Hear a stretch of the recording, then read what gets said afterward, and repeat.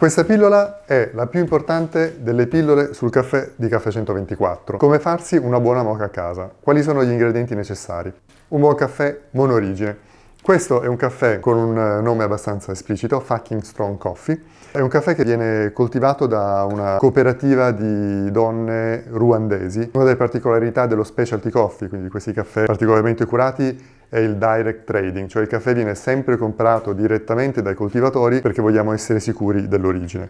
È un caffè lavato, viene fatto fermentare in acqua, ed è un caffè tostato per espresso, quindi leggermente più scuro. L'altro ingrediente fondamentale, aceto.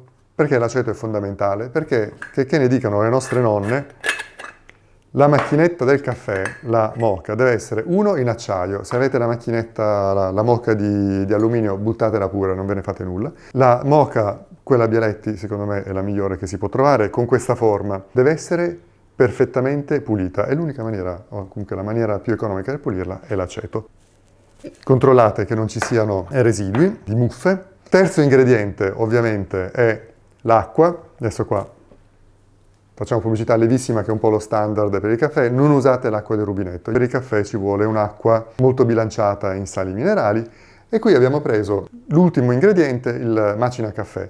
Questo è il macina caffè più economico che si possa trovare. Viene sconsigliato da tutti gli esperti di caffè perché è un macina caffè a blades, a eliche, quindi sminuzza il caffè e la polvere non viene fuori così uniforme come si vorrebbe. Comunque viene fuori uno dei migliori caffè che avete bevuto. Per prima cosa dobbiamo macinare il caffè. Ok. Il primo accorgimento, se possibile, è di non mettere l'acqua fredda nella moka, ma dell'acqua preriscaldata, quindi sempre della lievissima possibilmente. Riempire fino a sotto la valvola.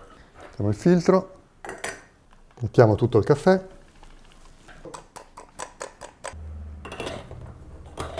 Si mette sul fuoco. Appena si sente gorgogliare il caffè bisognerebbe spegnere. Basta, spegniamo.